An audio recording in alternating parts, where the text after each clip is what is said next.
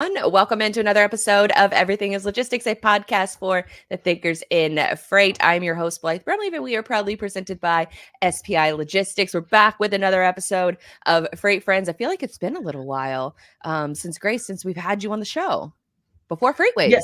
yeah, it has been a while. I think, so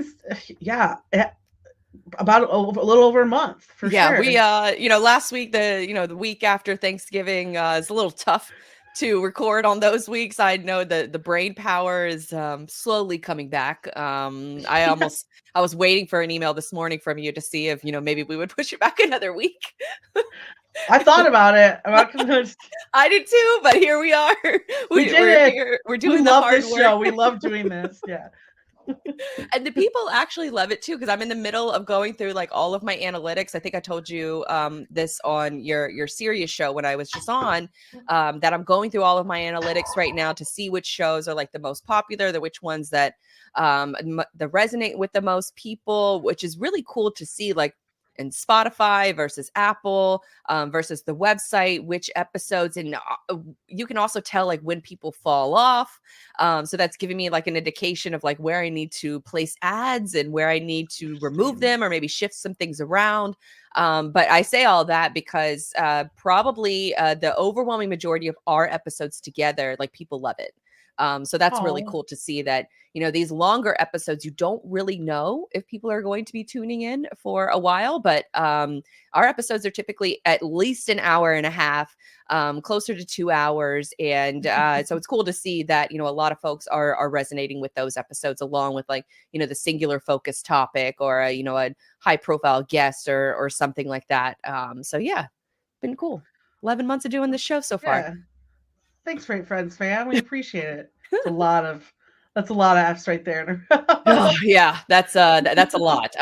So speaking of more F's, the freight text the first topic, maybe I should give a little. See, it's been a while, so I need to give like the roadmap of the show. So we're going to talk about some of the freight tech questions after the Freightwaves top 25 list was released at F3. There was a bunch of newcomers on that list, so that'll be super interesting to hear your feedback on that. Then we're going to get into a little bit of Elon Musk versus Daddy Iger. That Daddy Iger comes from Grace. I think I would echo that statement as well, but just to, sort of foreshadow that topic. Then the next one we're going to talk about is being a woman in freight. That story came from FreightCaviar in a recent newsletter episode. Then we're going to get into our usual of cargo crimes and source to porch with our favorite logistics of story. I'm really excited about mine, and I know you have a really good one for cargo crimes that leads into source to porch. So we'll get into those a little bit later on. But first, let's talk about some of Freight Tech's biggest questions and predictions as we head into 2024, because that list that I just referred to, the Freightwaves announced their top 100, but who made the top 25 was a really interesting thing to watch live at F3. And when I Yeah. say live, you were actually in the crowd. I was just watching on my iPad in my hotel room. So I use the term live here loosely. So I guess, Grace, just maybe like early thoughts about this list. Were there any shocking things to you that you saw? Well, it's funny, like you bring up watching it live, and I had heard it was going to be a switch up, which makes a lot of sense. We had a switch up of a year in freight, so I had a feeling there's going to be some people we wouldn't see on the list that I don't want to say their technology wasn't as important, but solved different problems than what we saw this past year. I kind of hope this person's watching, but I kind of got harassed to tell the list earlier in the evening, the prior evening, so even I was like anticipating who would be on it just off of that conversation alone. So I was happy to see that they did get on it. That was nice to see. But it's I'll tell you what I really enjoy about this. And Craig even brought this up, I think, on stage. You see a lot of players on here, and I'm gonna, of course, name a few that are my favorite. One, you see companies like JB Hunt Transport. That's probably one of my absolute favorites that's on this list. And I want to point out when I say what they excite me for, and this announcement came out at F3 as well. is I think this into next year, we're going to see intermodal as more of a attractive offering when it comes Mm, to logistics. So I guess what I mean by that is one kind of a big bet for me on what we will be focused on next year as an industry is emissions reporting. And what you're doing to actually bring that down. And California's got a number of initiatives that need to start. I mean, December 31st of this year. mm, You're seeing, of course, like we have the Biden administration's 2030 uh, net zero goals. We have the SEC who's pondering whether or not to make those public companies start opening up their scope emissions and things of that nature. And when you hear like these 2030, 2025 um, goal achievement years, it's like, okay, that's not that far away. And so I think JB Hunt and its intermodal services, what it's doing with BNSF logistics, there's also go check out Joanna Marsh's work on freightwaves.com or check out our show PSR. It goes into rail as well. There's a lot of interesting work being done between a lot of the class one railroads. And mm. of course, we add on our Mexico relationship right now, and they're our number one trading partner too. I think we're going to see a lot in the intermodal space. So if JB Hunt is, of course, a part of that. So that's why I'm happy to see them there. That was one I think showcases what we'll see a little bit more next year. And on that emissions note, my second one is ChargePoint, Hmm. because what's the pushback we hear about electric vehicles all day long? Well, what's the charging infrastructure look like?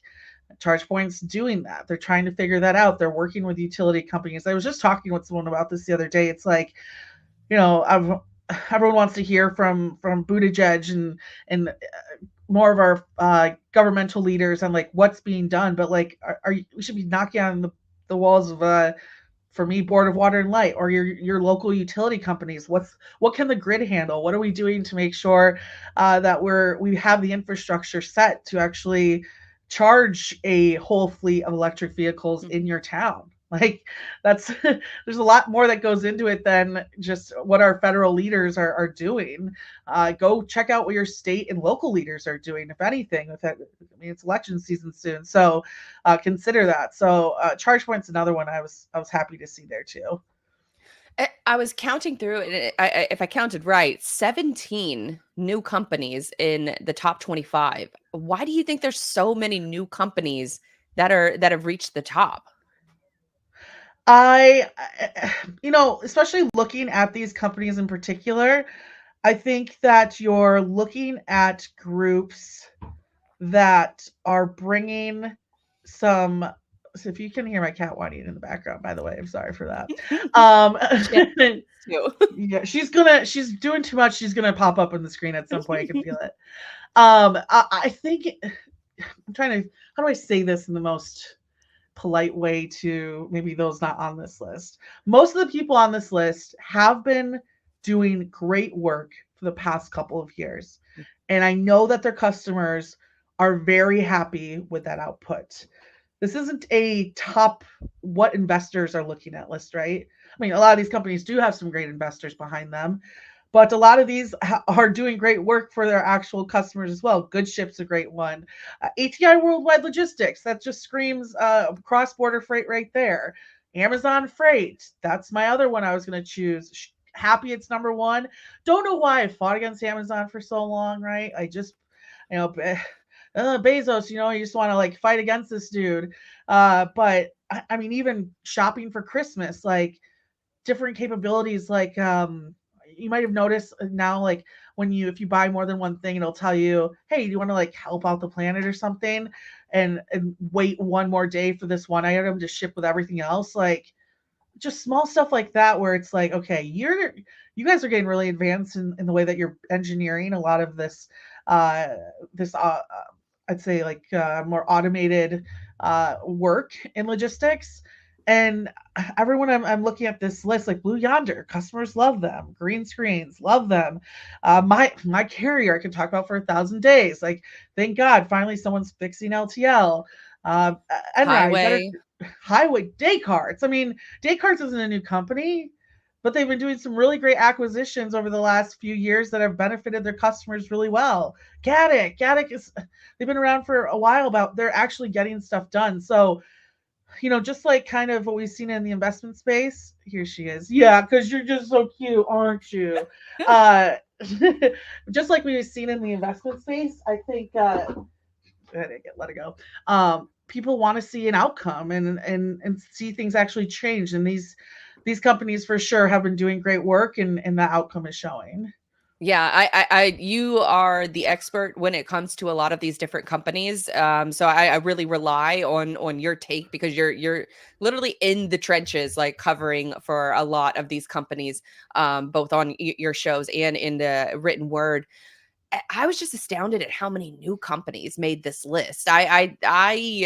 My first thought was, okay, is this sustainable? Like, is this an outlier that a lot of these companies have made the list? Like, do you see a lot? Are there any, like, I guess, overarching trends when you see a list like this, or is it just companies that are doing all of the right things? They're building slowly. I'm sure they want to build, a lot faster than that. But do you see any maybe overarching trends that leads to the idea that these companies are going to be on this list for a while? Yeah, I think I would expect JB is technically they're falling on the list. They've been on there before, but I expect them to continue on that path, especially with their leadership and just things that they've already announced in the last month since F3. ArcBest, I would say a big part of that likely just because of the services I've heard from, and actually some friends that I know that work against their or work for their competitors, that Molo acquisition and the ability to set up that third party logistics aspect as well really helped their offerings. And so I think they'll be on there some more. We'll see. I think they'll have some action, to be honest with you, in 2024 in terms of acquisitions and things of that nature. We can dive into that at another point. Uh, Amazon, I mean, moved up to number one. I don't see them falling off the 25 anytime soon. Philogic, that's a lot to do with like more like I'd say like on the retail side of things, right? So for them, I look at that and just kind of screams e-commerce and fulfillment capabilities and how you're setting up your inventory, which was a big problem for a while. And I think I don't see that problem going anywhere anytime soon. Let me look at the other new ones. Highway, right? We're talking about fraud. I think we'll see more of companies like Highway on this in the future, if anything else.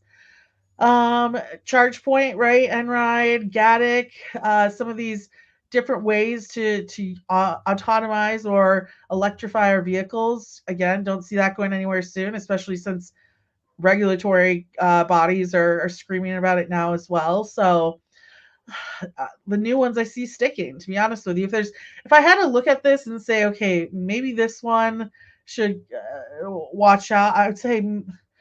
I the metric we talked about Yeah. previously on an episode, which is essentially a credit score for freight brokers. So we've talked about them a bunch.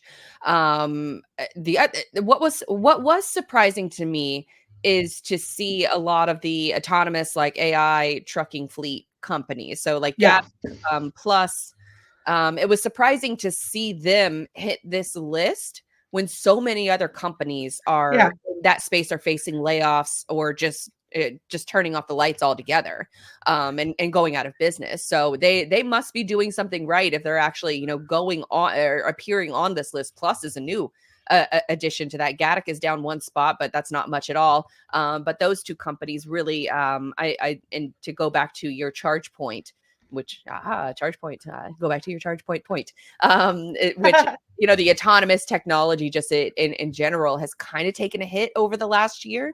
But I think that's more or less having to do with the economic conditions of what's going on in the country, and a lot of VC funding drying up and wanting to see some quicker returns. But maybe Plus and Gatik are doing some things that are making investors feel more confident. Any other takeaways that you want to talk about? If I had to if I had to choose like one that I would be nervous about, I think it is kind of Enride, because of what you just said. They seem to be, so I think it's more about like the play of autonomous and electric, right? Like Enride is focused a little bit more on building the network for to support electric vehicles. So that's why I think we see them on here compared to others.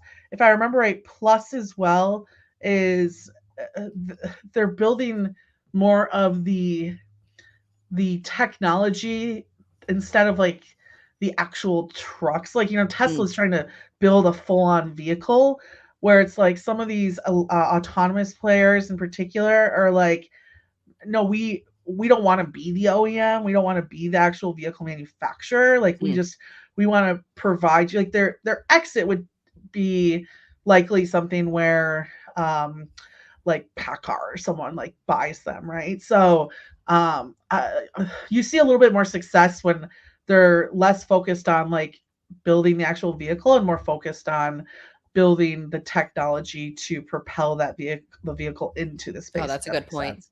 Yeah, and I know with Gatik, they're more middle mile, so they're more like specific use cases, like a Walmart distribution center, going from distribution center to distribution center versus trying to have like this wide net of just autonomous technology there, or autonomous market that you're trying to capture. They have a very specific use case, which I think is a smart play on their part. Mm-hmm. I agree with that. Cool. Well, all right. So that about does it for the Freight Tech's biggest questions and predictions heading into 2024. I think that was a good, sort of round out of really what has staying power and what doesn't. Obviously, the economic conditions of the country are going to have a lot to do with how these power players are either going to stay or they're going to go off the list. Any big questions that you have going into 2024? Do you think there's any, sort of big areas that are there's gaps missing as far as freight technology is concerned? Again, the emissions aspect of things, and it's not just when I say that, like more the vehicles or anything along those lines. For me, I'm concerned more with the reporting aspect of it, and being able to showcase that you're, as like a carrier, these emissions are correct. There's actually an article I'm working on, will come out soon, that you guys will see that kind of touches on this. So I think I'd be interested in what type of maybe reporting systems we see, or we want to talk about like buzzwords, like maybe next year how many different TMSs come out with like new emissions reporting, like that's I think we'll start to see a little bit of those headlines, probably for myself, right? If I had to be honest. I think another area is going to be compliance for the carrier side. This year has felt very, hey, carrier, prove to us that you are you and you're doing what you're supposed to be doing. And I'm hoping to see the carriers kind of take hold of that and kind of turn that around. And when I say that, I mean, one, like kind of, for instance, actually, and I'm working on something with them as well. There's a company called Verified Carrier. I got to meet them at F3. I actually met them at the TIA conference prior to, and did a demo of their technology. And wow, what was really cool about it is like basically you put in every driver, it learns the drivers like biometrics. It does like a full background check. It gets it confirms their insurance records. It confirms their billing addresses, processes. It almost creates like a It's kind of like a credit score, right? Like you would put in all that same information and it would come back and say like, yes, this is the person that is saying who they are, and it can be utilized right by brokers or carriers to say, hey, through the onboarding process, like, yes, here's our verified carrier link. You'll see the driver's name on there, and we're doing what we're doing in the right way. It's not an algorithm that's built off of just FMCSA data. I kind of jokingly, like, talking with them, was like, are you guys gonna like pitch this to the FMCSA? Because like they kind of need this, like, to be honest with you. But I was like, not kidding, to be serious.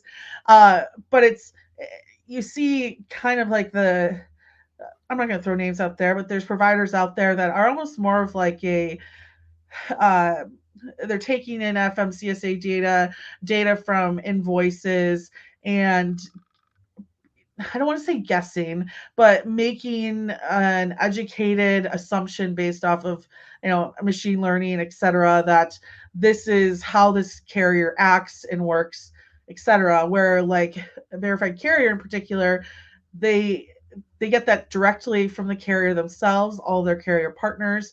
They get their ELDs, so they know where they're actually running. The system does showcase to you like if this is probably a bad actor because they've got one truck but they're running all over the place, like it'll showcase that. And it just seems to democratize the process more for carriers themselves. And I think that's what I'd like to see. Like even Adam Wingfield has talked about this, like you might need to start getting more inspections as a carrier and like going out of your way and doing that to be able to prove to yourself or prove to your partners that you are doing work the right way. And I just hope to see carriers maybe find technology that supports that and gives them the power in that conversation compared to calling and finding out that you have a low rating because you only have one inspection in the last year. There's so much more that goes into that, and there's so many drivers that get pissed when they hear that stuff because there's taxes like that. There's so many different ways that you can kind of find how a carrier is behaving. So I think we'll see a little bit more of the carrier stuff. I'm trying to think, was Best Pass was in there, right? The top 25. I'd like to see more compliance software becoming a hot topic, and just a little bit more of the carriers and how they're valuing their businesses. Oh, trailer pooling, right? Like being able to be a part of a trailer pool and use your assets that might not have a driver behind it at a certain point of time. Like just seeing carriers be a little bit more strategic about how they're using their equipment too. Yeah, because I think that as you were talking, you mentioned like ELD data and biometrics and emissions and things like that. And I'm sure like the drivers that would listen to this are probably cringing up and just, immediately mad about, all of these different requirements that are, fairly or unfairly, that's a debate for another show, that, these requirements that are being put on them. The way I would see it is these are looking at sort of some of the bigger picture items of where just the industry and trends are heading, especially when it comes to emissions. Bigger companies, bigger investment companies, say what you want about, the sort of the BlackRocks of the world and things like that. But they're the ones that essentially own, own a large portion of a lot of companies just globally. And if they set down a certain amount of standards, you can bitch about it, or you can actually, do the things that you need to do in order to be maybe approved carrier, is submit your data, as far as, to cover certain emissions data and requirements and things like that. Is like, versus scope 1 versus scope 2 versus scope 3, being able to submit that kind of data. And then that gives you access to the businesses that are beholden to those regulations. And so when you see some of this stuff, like, you can get mad or you can take action. And I think if you Exactly. take action and you do the due diligence of, getting the inspections, like you said, but also maybe starting to report on your own emissions, because then that can give you access to additional contracts, because those companies, that middleman, they might not like it either, but they have to do what they have to do in order to please the companies that are giving them money in order to operate. And so it's almost like a form of like government contracting, but in the private sector, where Yeah. you gotta play by a certain set of rules. But if you play by those certain set of rules, then you get access to a significant amount of contracts that aren't available to your competitors. And so thinking about it from that lens, that could be your survival technique, especially for small carriers in the coming years. And it could set you up for success to be able to charge an additional fee or higher rates for your services, because you've been compliant in all of these different aspects that the overlords are telling us that we need to pay attention to. So I think that is a good way to think about how you could shape your business moving forward, and take advantage of these things, even if it might annoy you to do so. I mean, I think it's a little annoying, all of the things that from a biometric standpoint, cameras that are being turned on inside of the truck and watching you the entire time. No one wants that. Yeah. But at the same time, if it can keep you in business, like, you got to weigh those pros and cons. So I think that that's Well, probably an individual decision too. well, and I didn't get to watch the full episode yet, but like even taking a lot of this technology, I think that was originally built for maybe the logistics providers in this space, and leveraging it as a carrier. You had Mike on recently from Codif, right? Like that stuff could be great for a brokerage and things like that, but as a carrier, like connect that into your TMS system or your management system, which is probably also connected to all of your ELDs. And you can do a lot of great stuff, like answer the calls and requests of where your driver is without actually having to be connected to it. So it's like, that's where I'm like, I really want to see drivers. And I think we're at that point where trucking companies, and why we see more of that, right, on the top 25, where these entities are like, you know what? If you're gonna use this stuff on us, if you're gonna use the bot, like we'll figure out how to use the bots on you. And good, And that's that like kind of what we need. Like, and I know that there's I mean, especially in a lot of the content creators within freight, especially a lot of the drivers, like I feel for them when they're talking about these issues. But some of the bigger annoyances that I have is like the AI doomerism when it comes, yeah, and I look at this as the great equalizer. Like, a small yeah, team like me can now use these tools to be at the power of 5 to 10 person teams, without a giant like enterprise level corporation's gonna have like nice. every That's time, every time I'm doing this show, shout out to Reed. We're gonna give a shout out to Reed.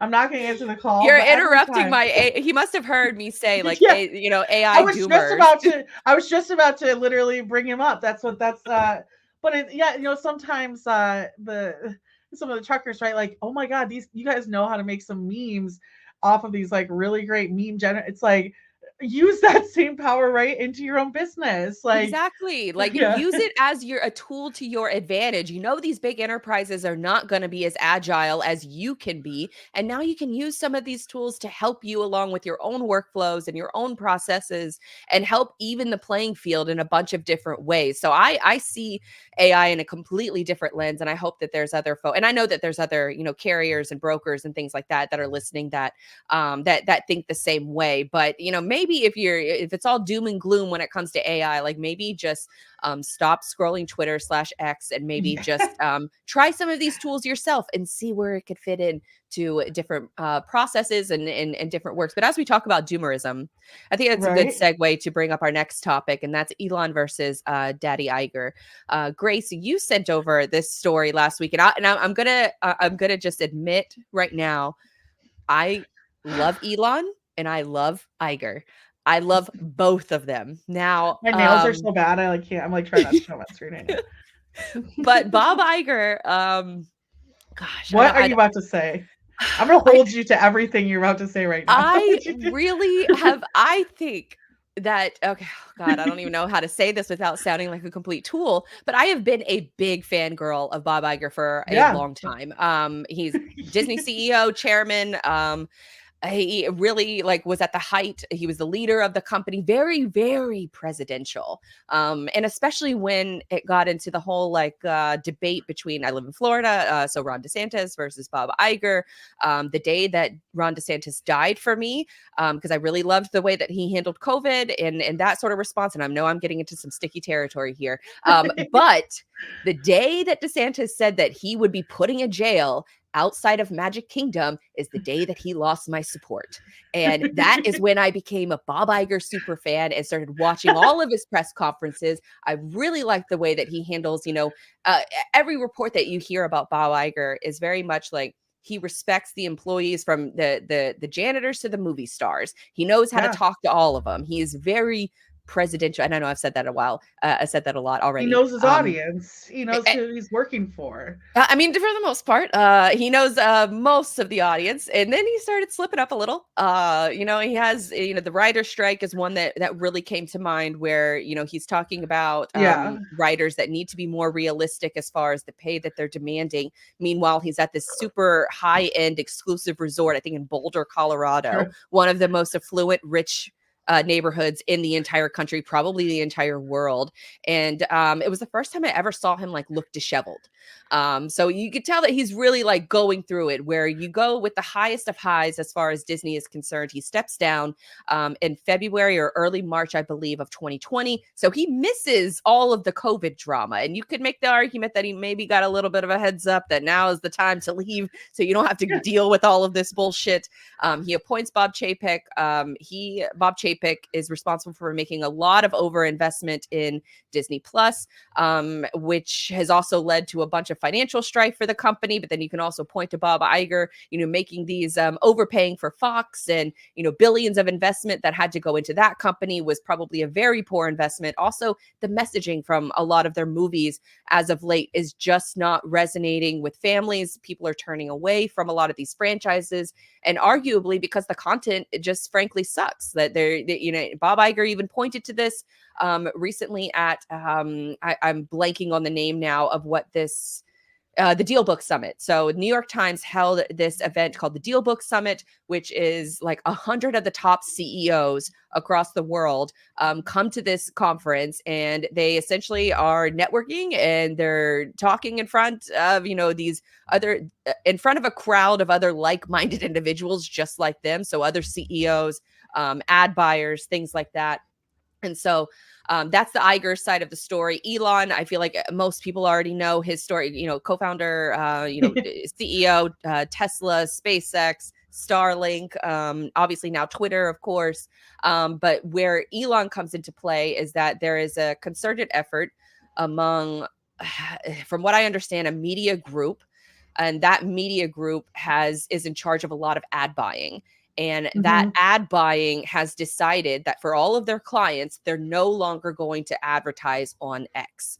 And so that has led to, a lot of people who think of Elon as like their new like Hitler of the month, just frankly hate him and hate every move. I happen to love Elon. I think he's eccentric. I think that, there are some times that I wish he would spend more time on building rockets instead of like shit posting on Twitter.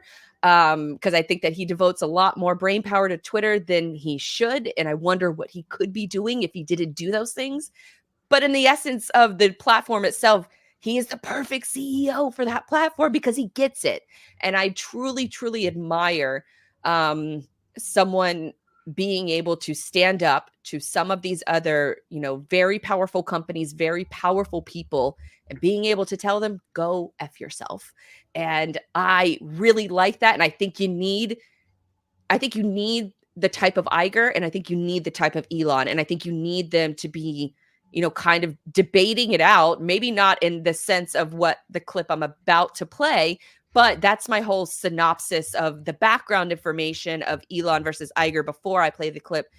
Grace, I guess, did I do good on that recap, or is there anything that you would add? Oh, as a recap, I definitely have opinions, but no, as a recap, that was probably perfect. Yeah, Okay. 100%. All Yeah, right. So yeah. I'm going to bring up this clip, and this comes from the Deal Book Summit. This, for context, it happened last week. You probably saw a lot of the memes that took place. Especially around the "go F yourself" when Elon took the stage. Now, when I saw these memes, I thought it was hilarious. I thought it was funny at first, but I did not know until watching one of my Disney channels, Mickey Views, which is great content, by the way. I'm going to link to them in the show notes in case you want to check out the full video. But Bob Iger was on the stage right before Elon got up there. And so Yeah. just as like a conference, like, we both go to a lot of conferences. It would be the equivalent of having like I guess like Dat on stage at F3 followed quickly by Truck Feel like Stop. Eric Like, Johnson giving a speech and then Craig coming out. Like, yeah. right. And it's electric. It's great Yeah. content for all of Yeah. us. So let me play this a really short clip of this little snippet from By the Mickey way, Views. biggest Andrew fan of all time. He's my favorite. Nothing Andrew I fan? like.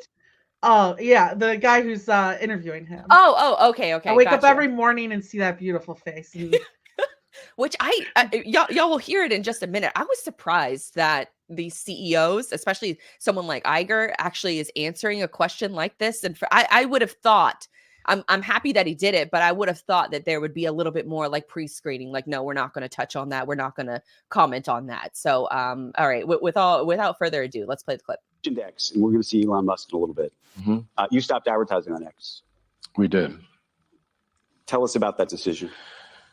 I have a lot of respect for Elon and what he's accomplished, and not just one business, but a few businesses. And we know Elon is larger than life in many respects, and that his name is very much tied to the companies he either has founded or he owns, whether it's Tesla, or SpaceX, SpaceX, or now X.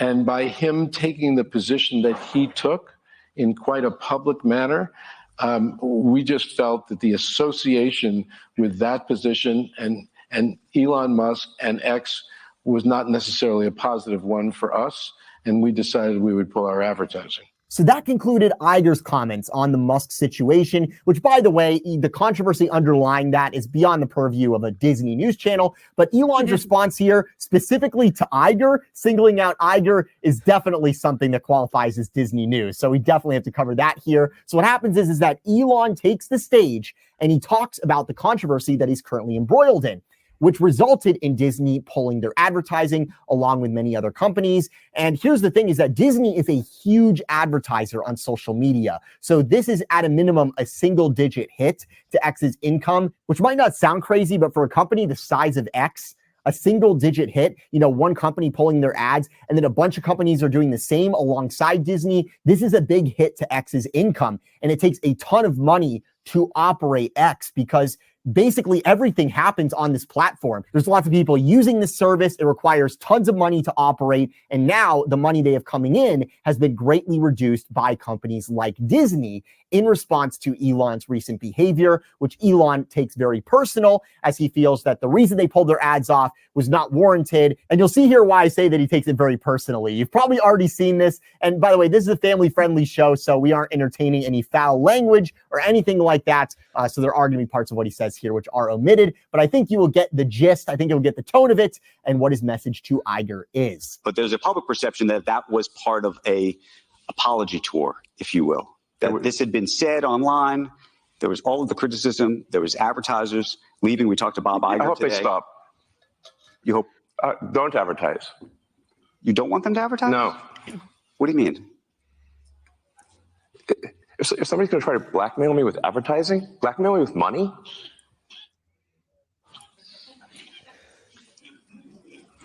but kind of. Oh, like for our blue checks? Sorry. is that clear? I hope it is. Hey, Bob, if you're in the audience. Isn't he doing the exact same thing with our blue checks? Oh, wait, I'm sorry. I took you off. No, I'm glad you took me off. I meant to take the video Isn't off he doing the exact same thing with our blue checks? What do you mean? I Oh, think- paying. Well, yeah. Well, it's all right.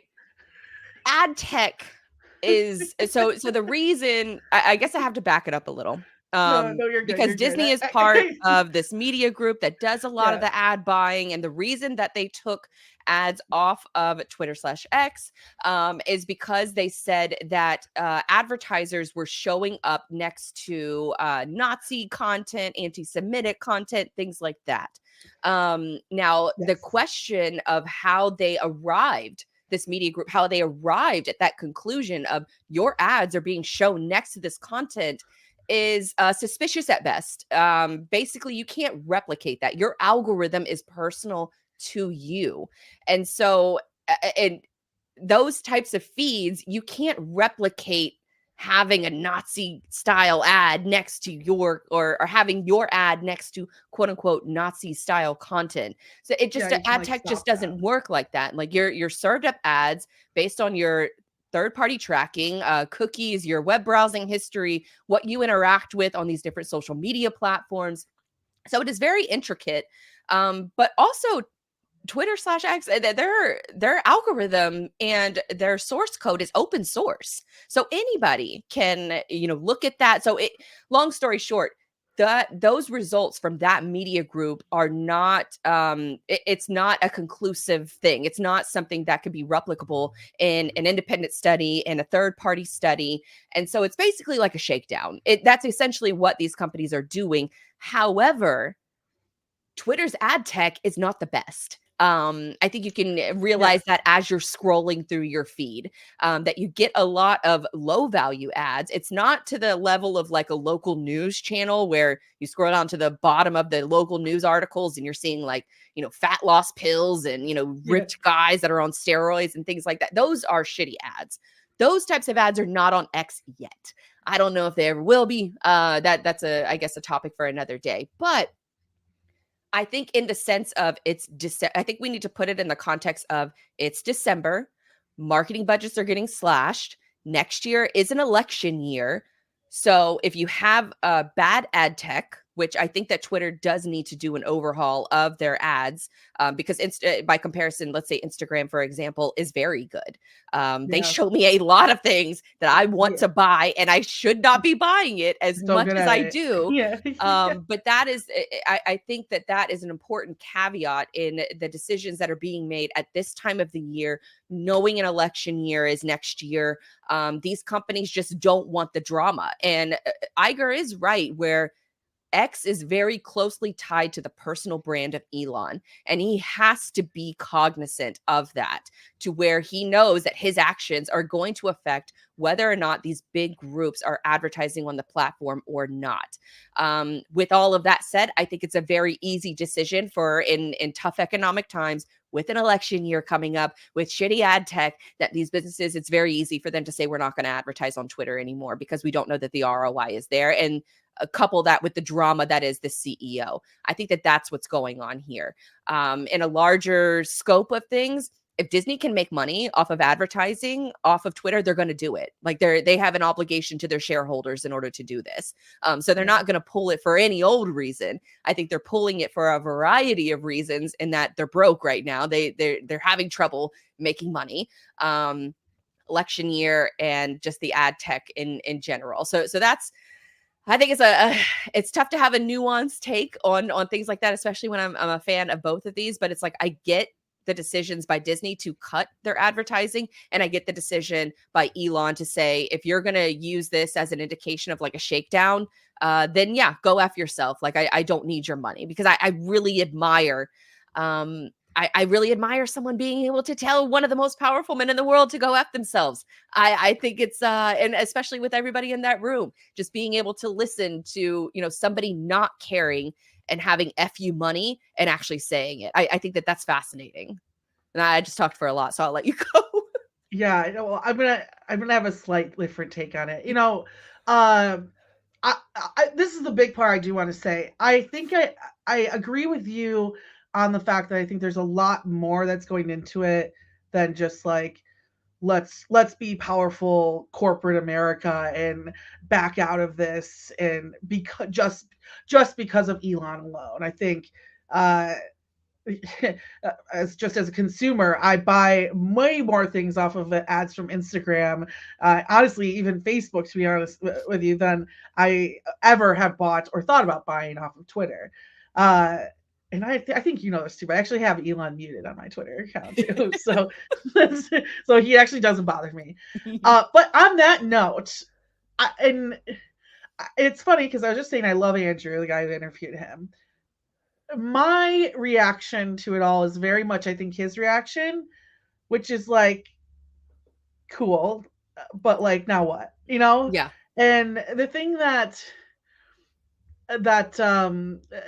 interest, and I love Elon. I mean, I'm all about going to Mars. Like, I'm all about Starlink and like what that could do for especially those who can't access good internet and don't have the ability to purchase some of the crazy intense rates that we see in some areas for internet. I think I think what he'll at the end of his lifetime, if he's not an alien from another another continent or another planet, or maybe universe, at the end of his lifetime will look back and remember those things compared to others. I have like a big personal problem with people who like to say fuck off, but also get upset by the reaction that people take from that. So I think that's like kind of what Andrew's saying is like, okay, like, great. So you told these guys to fuck off, but like, what's next for your business? Are you going to improve the way that your ads work? What's your ad strategy, right? Like, and I think he's saying that because he is wealthy and he doesn't give a shit. And there's also a part of me who thinks if he wasn't, and he's open about this, if he wasn't as autistic on the scales he has talked about in the past, like when he had even said that in a public space, it was very reactionary. So I think that for me, you're running a business, so people have jobs behind it to want to go to work every day and make something better. I know that you fired a lot of them, but you have people there who really love what Twitter's done for the world. I mean, it's funny, I was kind of like doing some research before this, and Twitter at the end of the day is gonna, like, actually, people say, holds human history. It's where we go to get news. It's how we communicate about large, human events. It's actually, fun fact, for up to 8 years, the U.S. Library of Congress was actually watching every single tweet, because they understood like its value towards history. And so I think that's like what's frustrating to me is like watching this. It's like, okay, but like, what's next? Like I could come up here and say like, and I have, screw you to like people before, but it's like, okay, well, like what value does that truly have? What's next? Answer some of the questions that you just proposed, right?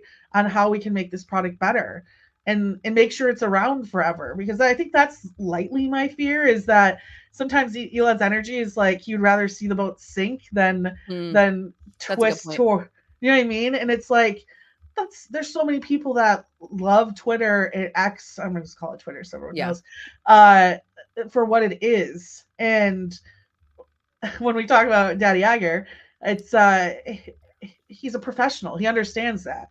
He understands he can't go out there and say fuck you, Elon, because he's built a magical community that brings the whole world together and makes people happy, and also has the thumbprint and data of every single person that's entered the party.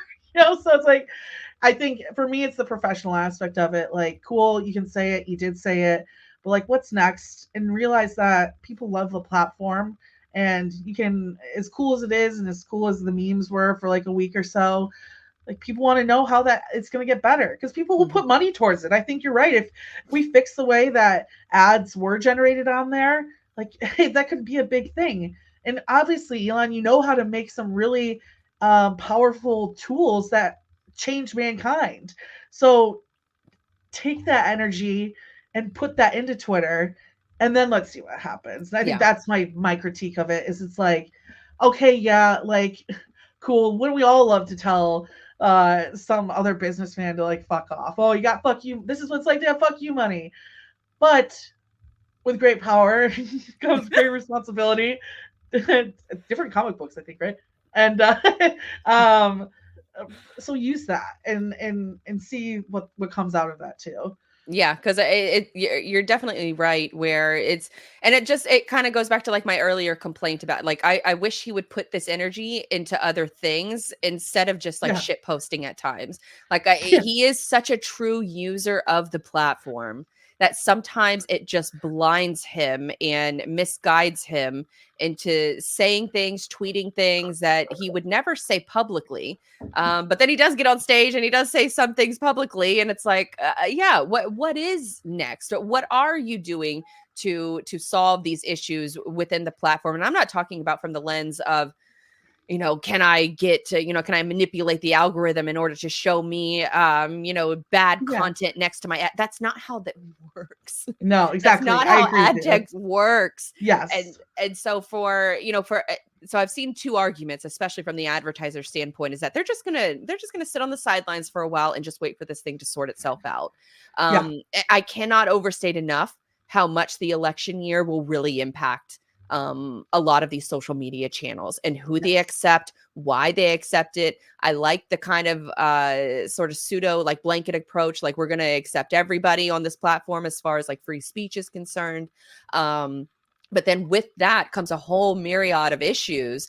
And so you have one side of it that's probably just going to sit it out. Like they don't necessarily care that Elon, said a bit of FU to Bob Iger on stage. I don't give it like, what's my ROAS? Like, what's my return on ad spend? Like, is it going to be positive? Because if it's going to be positive, I don't give a shit what, Elon is tweeting or what he's saying on would stage. you agree that Iger probably feels the same way? Yes, Like, absolutely. I guarantee he wasn't like, and this is like shows like Succession, right? I can guarantee he wasn't like, how do we eat this man alive? Like, yeah.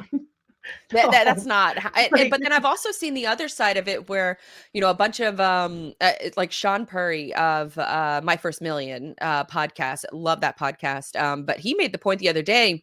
He said with Twitter ads right now, very cheap and they're very frequent on the platform. So if you are looking to spend some money, why not give it a shot on Twitter? Because they're going to be, the ad spend right now is significantly less than other channels. LinkedIn, for example, is very, very expensive, but the ROAS on that platform is historically low. Instagram is more built for B2C, more, e-commerce driven. So maybe Twitter can be that sort of thought leadership that you're pointing people to your content, or you're pointing people to, something that requires a little bit of a longer sell, especially if the ads are cheap. So that was his point. It's like, why not, throw some money at Twitter and just to see if it works, especially if the attention is already there and the ads are cheap. Like, why not? So I see it from like, I see it from a very like nuanced perspective. I think just the most annoying people are the ones that just are so anti-Elon that it just rages. I don't want to get into like personal family drama, but my brother is one of those people who just absolutely cannot stand Elon, but he's on the platform all day, every day. And I'm like, so what is it? Like, so what's the take? It's like, I can't hate Elon because he like paid for a large amount of my vacations back in 2020 and 21 when Tesla stock was just soaring through the moon. Like, it's like, I can't, I would go to Mars with him, like the same thing. And but you know what? Like, I probably would have respected him more if he came out and said exactly what you said. You know what? We don't need their ad money because I want to democratize the ad infrastructure and make it so people like Blythe can afford an ad to promote her own content over someone like Iger. That is like, that's leadership. That's going to drive me to be like, maybe I should boost this tweet today. And that's part of me just wonders sometimes, like, again, the autistic side of Elon, if he walks off that stage and says, you know what, maybe that was a little. I'm sure Linda, the CEO, Linda Yaccarino, was like, okay, all right, how are we going to do this today? I met a girl on a plane during COVID who worked at Tesla, and I was like, oh, like, what do you do there? And she was like, HR. And I go, yikes. She goes, yeah. But she loved it, and it's like, he can get the people. You know what we need? We need a superstar Iger, Elon Musk robot. And that would be They need to hang out. I think that Iger, he is so personable and he Yeah. knows how to deal with big personalities. That was one of the downfalls or I guess, or side effects of Bob Chapek is that, so there was the Black Widow movie. So Scarlett Johansson, that movie was originally scheduled to release in theaters. And so based on her contract, she was that's going to get right. significantly more money for a Oh, yeah. theatrical release. We all know what happened over 2020. All of the Mhm. movies that were scheduled to release in theaters were then put on streaming. And so she doesn't get that large payday. And so she Mhm. ends up going to Disney and being like, hey, can we renegotiate this? Because, I originally signed for this and now you're doing this. I'm going to miss out on a huge chunk of money because of that. And Bob Chapek decided to go to the press and basically, shun her during COVID and saying like, oh, this multi-millionaire is worried about, not being able to get millions more and things like that.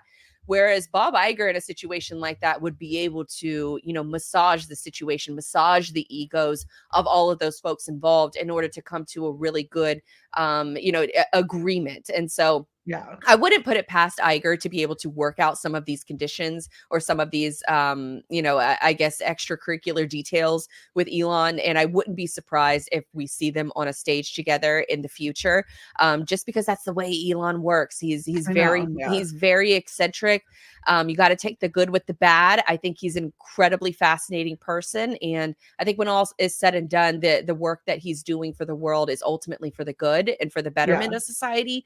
And I think that free speech, especially from the tech platform standpoint, and is so incredibly important, especially during an election year. And especially as, we're trying to dissect what's going on in the world and what's going on with news, being able to hear multiple points of view is essential for a democratic society, is essential for debate. And I think that when those other points of view are stifled, I think that you get to a point where we kind of are nowadays, where you're only used to living in your own bubble. You're only used to seeing the same things that you agree with. And if you see things, you need to actually push yourself to see other points of view, to see it from, other perspectives. And it's really, really challenging, but it needs to happen in order for, a democratic society to flourish. So there's a lot of moving parts with this discussion. I'm still a fan of both of them. I hope both of them, are sort of leading their companies to the promised land. I want to see the comeback of great Disney stories, and I want to see them advertised on Twitter, and I want to be able to see, more points of view and more, coverage of news type programs on the platform. So that's my politically correct answer in all of this, is that I'm a fan of both, and I hope everybody does great. I agree with you there 100%. All right. Well, let's move on to our next topic because, we're doing pretty good on time. But this one, I'll make it. Well, I don't know if I'll make it quick or not, because it is talking about being a woman in freight. Let's wrap it. We don't need to talk about this. It's not important at all. And so being a woman in freight, this was a story that was dropped in the FreightCaviar newsletter, which if you're not subscribed to that newsletter, I highly advise to do so. It really is a fantastic way to keep up with news that you need to know, but also news that you didn't know that you need to know. If that's it, hopefully I said that right. But I want to share this story because essentially what happened is a DM or a text message exchange was sent to a FreightCaviar follower. And it was basically this woman who's like a sales rep goes into an office and she's trying to get business. I'm assuming it's a shipper. So one person at the office essentially got her phone number after she visited, not from the woman, somehow got her phone number and sent her a text. And let me see if I can bring it up on the screen right now. But basically got this text and it says, Miss, I'm really sorry to bother you at work. I just really needed to get this off my chest. You came to my job looking for the shipping manager. And I just want to say you're the most beautiful lady I've ever seen. I hope you have an amazing day. Sorry, I just had to say it. And she's like, who is this? Because she did not give her number out to this person. And basically he goes on to say, I was the guy you talked with the beard. I'm not trying to bother you. I'm not trying to bother you. You just had something to say and didn't know how to do it in a respectful way. Would it be okay if I got your Instagram? which is just such a I will say shadier would be Snapchat, but I'm sorry to. I didn't want to bother you while bothering you. right. And then it's like you got there. I would imagine that this guy would have had a better success rate if he just looked the chick up on Instagram and just followed her that way. It almost feels more invasive that he got her phone number and then chose to text her and then ask for her Instagram. I'm not exactly sure of like the thought process that worked there or why he thought that was a good idea. Yeah. No, and I'm sitting here trying to think to myself, how could I tell someone to do it better? And it's maybe the next time she shows up, so, maybe not start with her looks, like Yeah, I think You're- it's funny to think about, like, if you're her, are you thinking about it from the lens of, I really want that business. So maybe use this guy if he's going to violate your privacy. Are you taking that freight or are you taking that business opportunity with the C-suite, knowing that a guy like that exists in the office? He doesn't sound like a decision maker. He sounds like somebody who was maybe just like walking by as she was there trying to, visit the office. But at the same time, like, are you going to be able to get the freight? Or like, can you maybe talk to this guy in order to get the freight? It is a tough market, and I'm sure commission checks are low. It's funny because like I've dealt with this a lot with drivers, especially like and this is why I like seeing tech that doesn't force employees to do this, but like we would all have a driver that we know would be delivering late or something. So it'd be like, hey, here's my cell phone, just text me when you get there so I know everything's good. And I mean, as a woman, that's like you got a 50-50 chance of them randomly hitting you up 5 months later as well about it. So, it's something that you're gonna, I think, run into often as like a woman in freight in particular. It's so funny because I'm trying, like, I don't know. I mean, there's so many follow-up questions I would have. I think for men watching, realize that you've now put this person in this like awkward situation where if they say no to you, they might not feel like they can go back to your business, Right. Like I think that's like if it's not that like because you see stuff like this, and a lot of times I'd say the male response is like, wow, like we can't even talk to women these days, like it's not about that. It's more of like the position that you now put her in where it's like, do I have to every time now come and say hi to you Right. or else like I won't get the business? Like you've now like put her in this predicament. Like I think just like any human being, and this is like also I think my complaint when it comes to maybe just how we interact with each other nowadays with our cell phones, it's like wait until the next time she comes to the office, like Yeah. and Don't be say so hi. eager to jump down her throat. Like it's one of those like just and also to her take it Instagram. easy. Like you have her text, like what do you need her Instagram for? Right. You have her name, you have her and phone she hasn't number. responded to you. She's just said, "Who is this?" Like if it was like you guys chatted back and forth for a while, and then you're like, "Do you have Instagram?" Like I don't even do that with like regular people I meet. It's not like I wasn't like, "Hey Blythe, like day 2 of knowing you, what's your Instagram?" Yeah, that's super weirdo behavior. And so you're Yeah. right. Thinking about it from the lens of like, you're going to have to talk to this company more than ideally, if you get the business, you're going to have to talk to them more than once. So maybe this is a situation where like, as that relationship evolves with the person you're actually trying to reach and trying to do business with, maybe that's a conversation you approach later on down the line. Like, hey, you might want to look out for this guy here. Cause he's kind of giving off creeper vibes. But at the same, like, guys, just don't do this. Like, maybe email her. If there's a business opportunity, and just keep everything else in check unless she shows interest, which someone getting your number and then texting you, I think is an incredible violation of privacy. I would not. I would immediately like delete and block the text message. I would kind of laugh about it, but I imagine that it's not if it's an attractive woman, I'm sure, or just a woman in general, like I'm sure that this has happened to her in freight. And I think that's sort of like the overarching story of, Yes. this being a woman in freight from FreightCaviar is that, sort of these anecdotal results. Because when he originally sent the article out, it brought me back to a business meeting that I had with a gentleman. And I would say that 90% of it was mostly professional.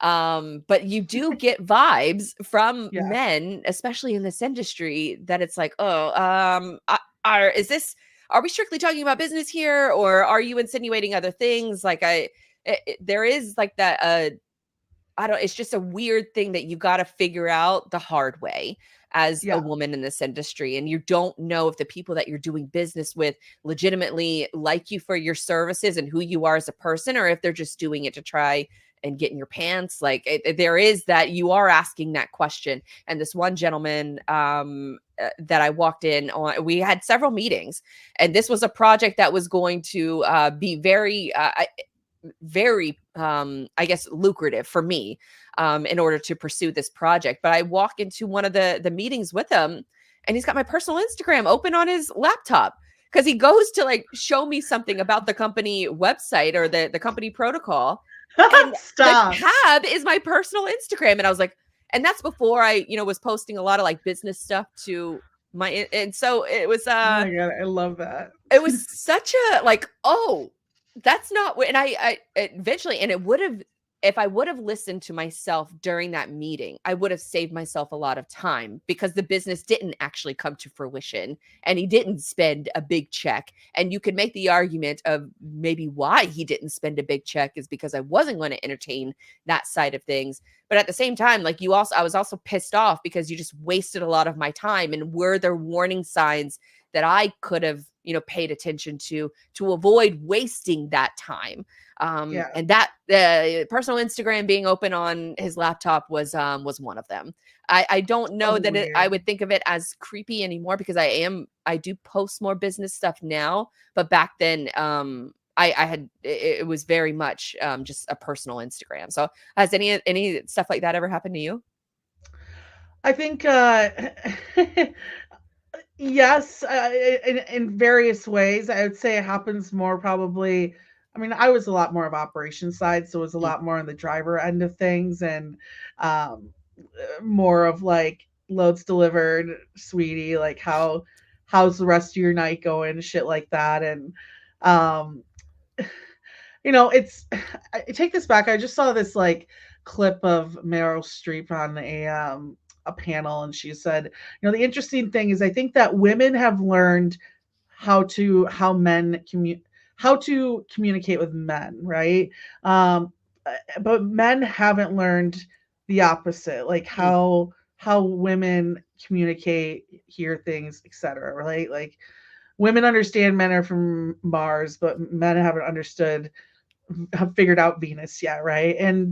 And that's kind of like, I think what's this and a lot of things showcase, where it's like, realize that when, and I said this before, and this stuff has kind of happened to me, where there's like weird text messages and you can get your Snapchat and just weird stuff like that, is like you put women in this spot that they just start spiraling into.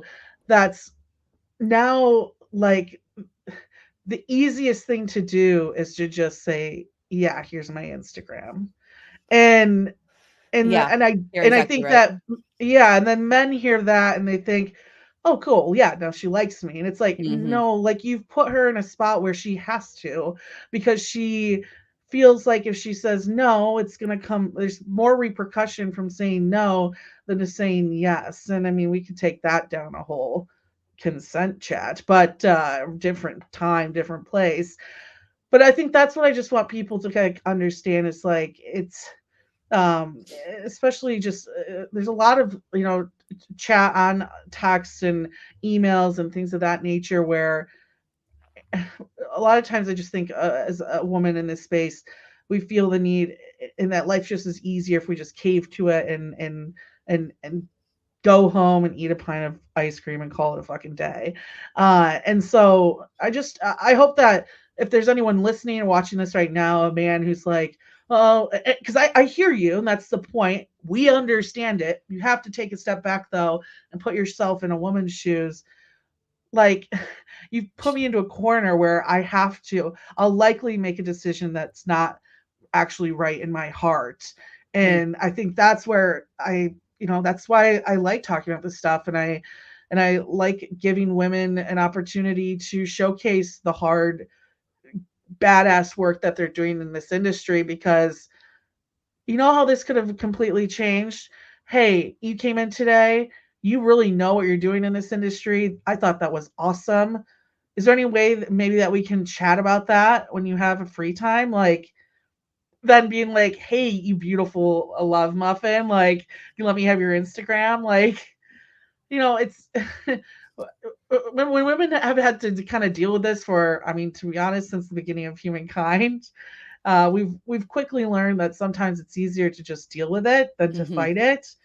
And I hope that a man can listen to that and hear that advice from me now, and just store it in your back pocket. Like, I don't expect you all men to change overnight, but just consider that thought process than something else. Yeah, that's such a good point about, you painted her in a corner of like, how do you react from that? Like, you're legitimately just trying to get business, and then you have to navigate this person, and you don't even know that probably the significance of that person, their role.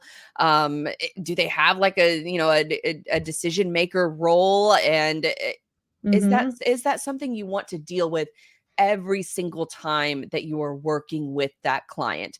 Is it worth it? I know some women would say, don't care. Like, I'll brush him off and I'll get the business regardless. And kudos to you if you can, navigate those waters, because it's going to just be challenging. And you're going to think about that. I can only speak for myself. I would personally feel a little weird visiting that office in the future. If I were to get that business. Exactly. But I also don't know. And I see your point too about, or not your point, but just, I guess, men in general, like, oh, you can't even, talk to a woman. This isn't talking though. Like, this is, you got her number without having to do the hard work of asking her for it. She left her number with the intention of someone else contacting her, not you. And then you text her, and then you ask for her. It's like, what was going through your mind that you thought the success rate of that would be in your favor? And I think little questionable about that sales process there. I hope he's not in sales anyways, because that's an interesting way to try to get clients or try to get business, or to try to work with different vendors. That's a whole other, sort of set of topics. But just a few stats that I wanted to also highlight too, because it's not this is something that women obviously have had to deal with, but at the same time, like, the industry is getting a little bit better as far as like representation is concerned, about, female leaders in a variety of roles. This Women in Trucking Women in Trucking Association released a 2023 study that was also cited in the FreightCaviar newsletter, that said C-suite executive roles are held by women at close to 32%. So it's sitting 31.6%. Company leadership positions is close to 37%. HR and talent management, predominantly women at 74%. I would also love to see the role of women in freight versus in the accounting roles as well, because the two companies that I worked at was pretty much all women. It was about 98% women in the accounting roles, definitely in marketing roles. I would love to be able to see, and I don't know if the Women in Trucking actually releases that, but like the C-suite executive roles held by women at 31.6%, I would love to know if that's growing or if that's shrinking. Because I think that I would assume it would be growing slightly. which is interesting to see. And then also for female drivers, they did release that where they said it increased to the female drivers increased to 12.1% in 2023, up from 7.9%, which was last recorded in 2018. So that's a lot of movement on the driver side of things, which I do want to give a quick shout out to Desiree over at Real Women in Trucking. She really advocates for not just women to join the trucking roles and trucking roles in general, but she also is a very big proponent on the training systems that go on within drivers, like a female driver being paired up with a male driver that she's never known, she's never met. And you're in close quarters with them for 8 hours a day. We're talking about this text message. Like, imagine being in a truck for 8 hours with that dude. How many times have we done this show? And can you hear me still, by the way? Mm-hmm. Okay, cool. I think one of my buds died. How many times have you and I been on the show and we're on the same wave page? I actually wanted to quickly talk about something that Desiree posted today, so brought to my attention. As of today, this comes from the FMCSA. And this is, again, something that she's huge on. I'm reading this right off. Using a commercial motor vehicle to commit felony sexual assault now will actually get the drivers, I believe technically they'll be disqualified from using a commercial motor vehicle based on the rules of 49 CFR. So basically, if you are using your vehicle to sexually assault someone, like not clearly using the vehicle, but in your vehicle, and you sexually assault someone, you could potentially lose your chance of actually driving as well. So whether or not that actually goes to court and you go to jail or something like that, you can actually lose the chance of even being able to drive in particulars too. So a little bit more on that. And I know it's something that Desiree has been working on with that group as well. So yeah, you guys can go check that out. I think she posted it and I just reposted it today too. Speaking of other accounts too, because this account was also cited in FreightCaviar, but and pardon my French, but her Instagram handle it's all just ties so great together. Her Instagram handle that she freely puts out for everybody to contact her is that freight bitch, which is, with all the growth of like the meme accounts, of course, those meme accounts are I think probably I would say 70%, 80% of that content is geared towards everyone within, sort of the freight roles.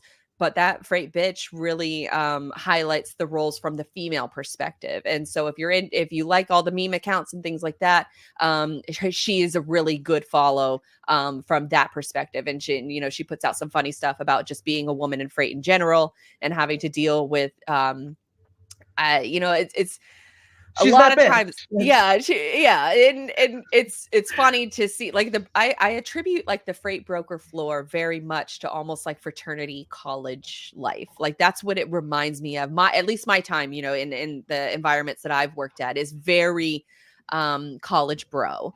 And you have to have a certain personality in order to, I guess, deal with the nuances of that kind of like workplace culture. And I think she nails it with, some of the funny content from the female perspective, at least when it comes to being a female in that kind of culture in this industry.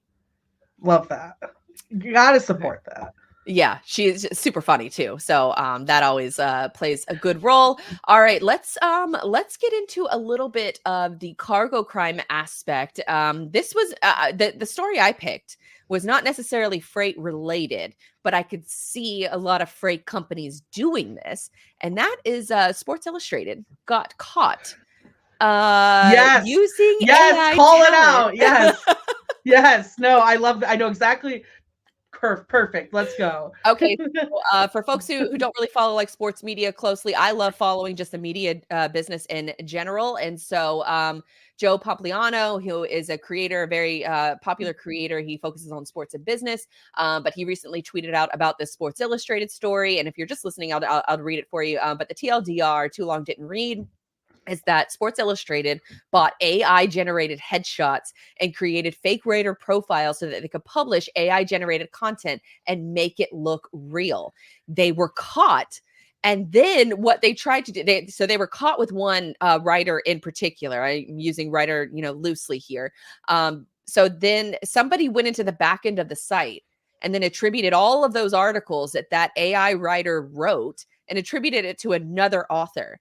So then they went back and searched that person, that headshot of the writer that they moved it to, and that person was fake as well. So they got caught like double dipping, I love essentially with a this. lot of this different news coverage. So it was fake AI headshots, AI generated articles.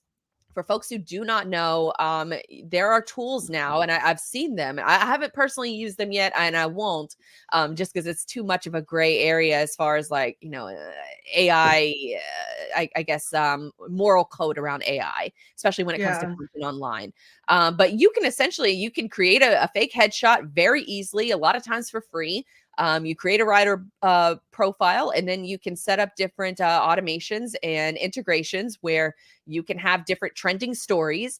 And this goes on a lot in sports, where a good portion of sports media has historically, especially over the last 10 years, been powered by these cheap articles that can be created in like 15 seconds. If you're actually quote unquote writing it, it will take you about 5 to 10 minutes to quote unquote write it. I used to actually work for a company that really prioritized this. Our whole role is that we would monitor Twitter on a college football Saturday starting at 8 a.m. We would watch game day. And if anything new and noteworthy dropped, what we would do is we would have a 2-person team. One person would be writing the article. And when I say writing the article, I mean 3 or 4 different sentences. Yeah. And then you post a tweet. Like that's it. So you post a link to the tweet, you write a few sentences, and that's your article. You go live, you send it out to all of your distribution partners like Yardbarker and MSN and Microsoft, all of these different news aggregator websites, and you just hope that these companies choose your article because you were first to market. That's what I would assume that Sports Illustrated is doing here, where they're trying to game the system, where they find something popular that's popping off on Reddit or on Twitter, and then they just write a few sentences and they make the AI, just integrate into where you can realistically have a bot that scans the trending stories on Reddit and Twitter and will automatically create those sentences, create the link, integrate it into your website, and boom, you have that free content, you have those free articles, and you get that distribution. So I'm fascinated by it. I think it's an interesting twist into how sports media is covered. And I think that especially in the media landscape that we work in and in other aspects, I don't know that type of content would fly. I A few agree. sentences in a tweet. Yeah. But typically media follows what's happening in the sports world because it is live and because reactions are so I guess ingrained into the news that's being published. And so being first is still very valuable from an advertising perspective, but it's also very, very cheap because those users, they come in once, they see that article, and then they never come back to your site again.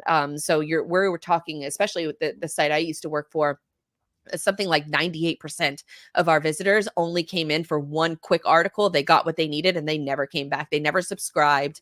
So it was a flawed business model. And I would imagine Sports Illustrated, a company that used to really prioritize good writing, is trying to, I think they're VC funded now. So it's not the same editorial board or, editorial standards that they once had.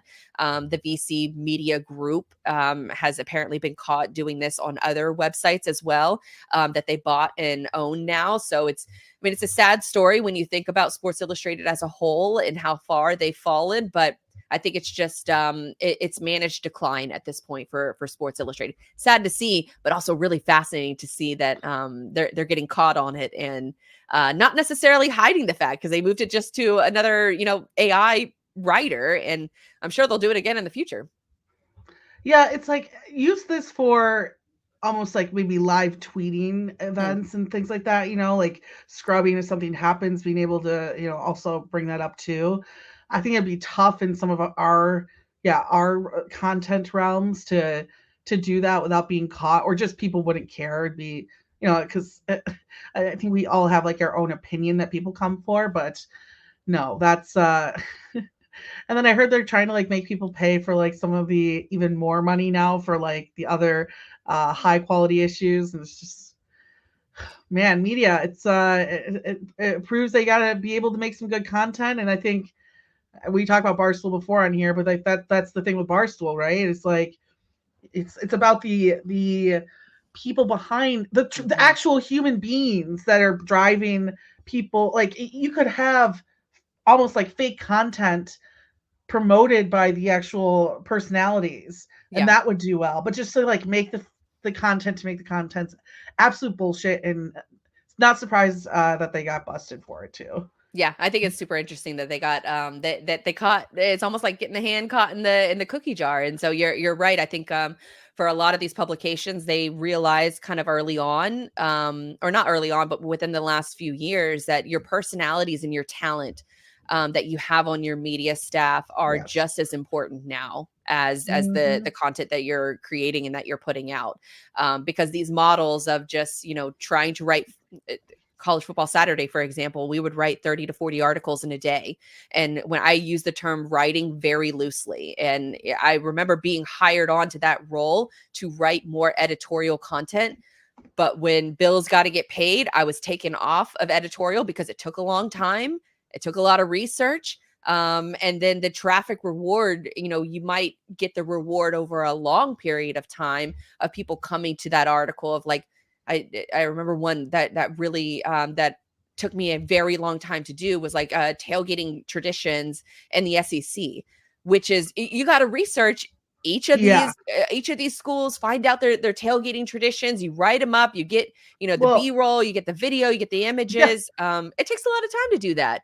But longevity wise, that's going to stick. That's much more stickier than Lee Corso, said this during, college game day. And then it's like an embedded tweet. And it's like the stickiness of that is non-existent, but that's the shift that they made. And then they ultimately went out of business. So you could say that they made the wrong business decisions. Congrats to the VCs though. They always fix everything, don't they? I know. Yeah. By the way, I've got more time. I just realized my meeting, I was thinking it's next Thursday, so you're good.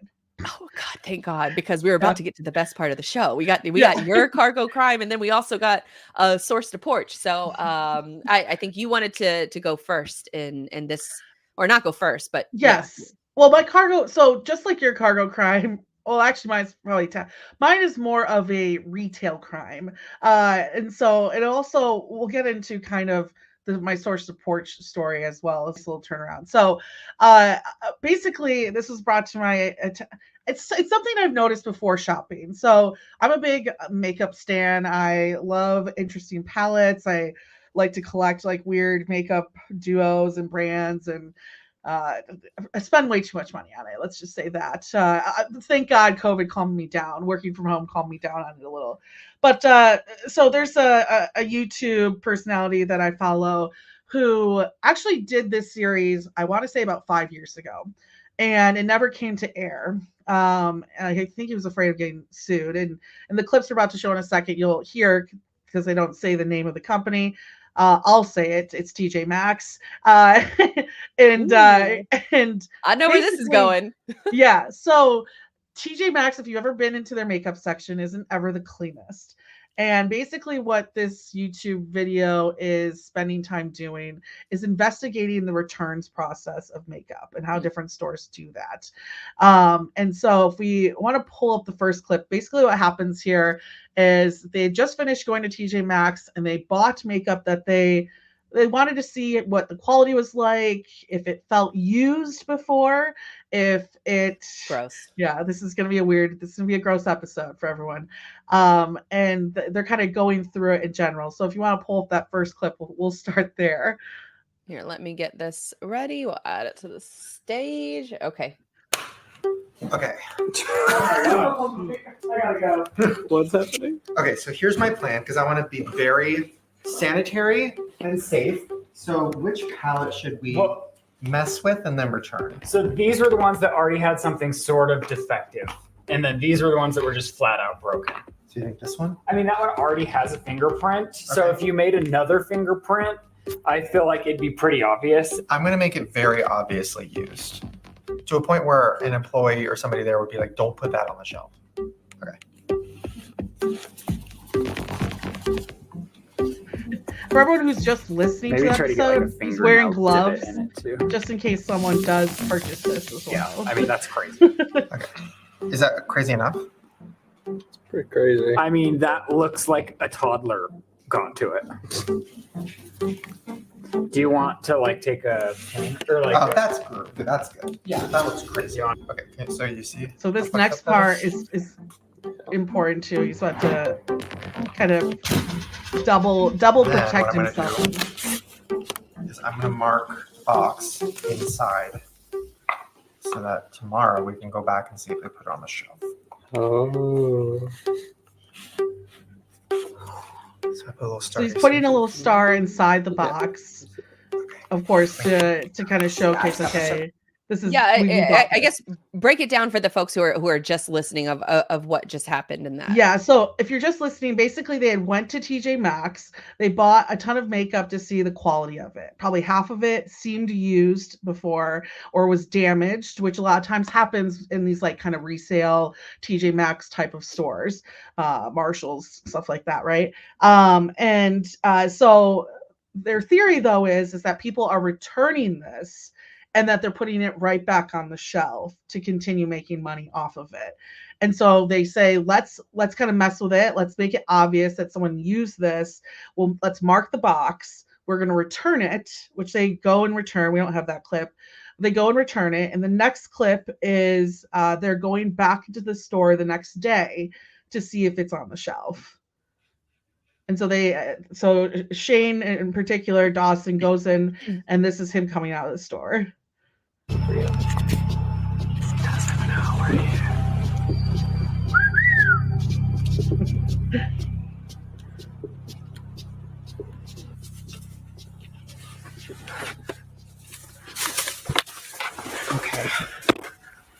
So what happened? Oh my God, I'm so nervous. Okay, so I found the same palette, but I don't know if it's the one. Okay. Because there's multiple of them. I have like a bunch of overstock of that. So I don't know if this is the one, but I bought it anyways. I'm like nervous. Okay. I'm dying for this. What do I do? If this is real, if they're doing this still, this is like a problem. Like this isn't even funny anymore. Okay. Okay, so here's the palette. Okay. And I drew a star inside. Oh my God. Okay. You're making me nervous. Okay. Ready? Okay. Okay. Ready? I'm just gonna rip it. Okay. 1, 2, 3. Didn't stop it there. So he rips it open and the star is there. So basically what happened is in less than 24 hours, they return the palette, which, by the way, it's kind of crazy that you can return a used palette to begin with. And previously in the episode, we skipped that part, but like they're even surprised they get a full refund on it, right?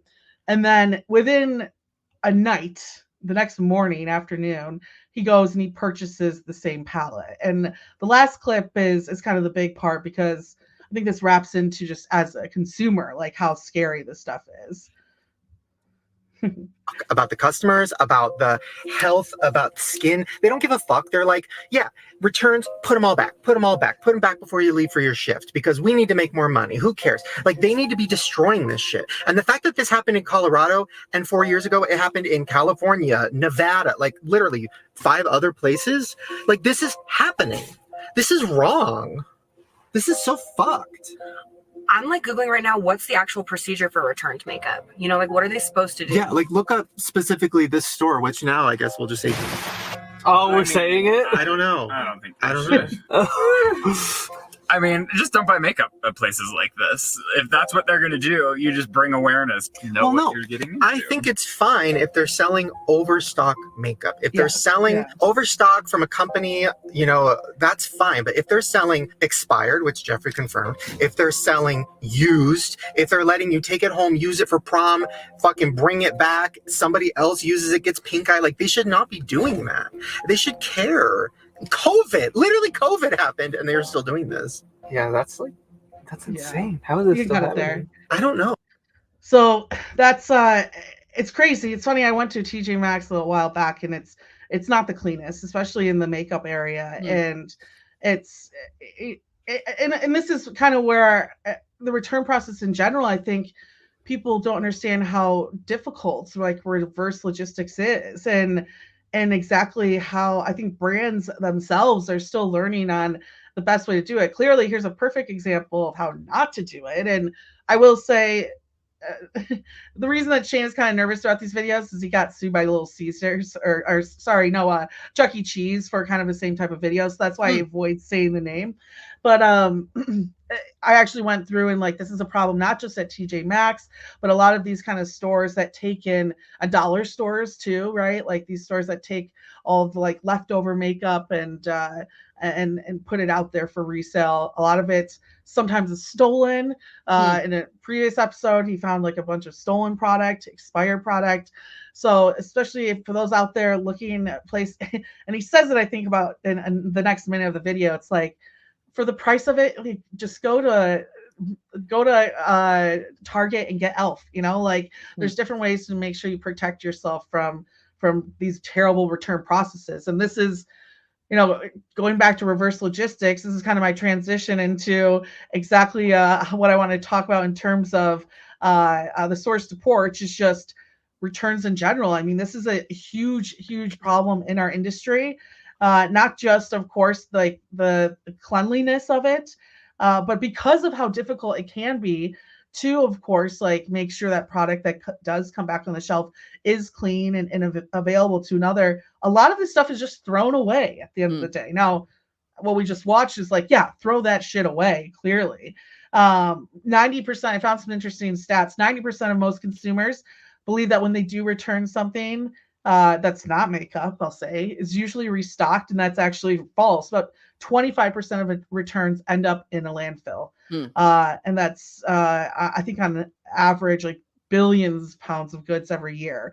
And when we talk about, and this kind of wraps up all the way to the beginning of our discussion in this episode, like our planet, emissions in particular. I mean, hauling returned inventory creates about 15 million metric tons of carbon dioxide emissions, which is equivalent to 3 million passenger vehicles emissions a year. Assuming that there are approximately 750 million returns a year, the packaging alone to return things adds another 4,500 tons of carbon dioxide as well. And clothing is actually the worst. And I think we all know that. 36 billion clothing items alone in the US are disposed of every year in return processes. And this is a weird stat to think of too. 1 truckload of clothing is sent to a landfill or is burned every second. So, I mean, that's insane. That's like me just saying that was like 6 truckloads, right? So the best thing, and again, like this whole like conversation can come full circle, is what can save us from it is technology. I mean, especially in the makeup side, right? Like having a better system to showcase like, yo, this has been hit on our shelves 3 times. I think, was it on this show where we talked about the barcode and what we learned at CSCMP about how we can get more, like the barcode now isn't really made for tracking the lifetime of an item. It's just made for like a single use type of scenario. Single purchase scan.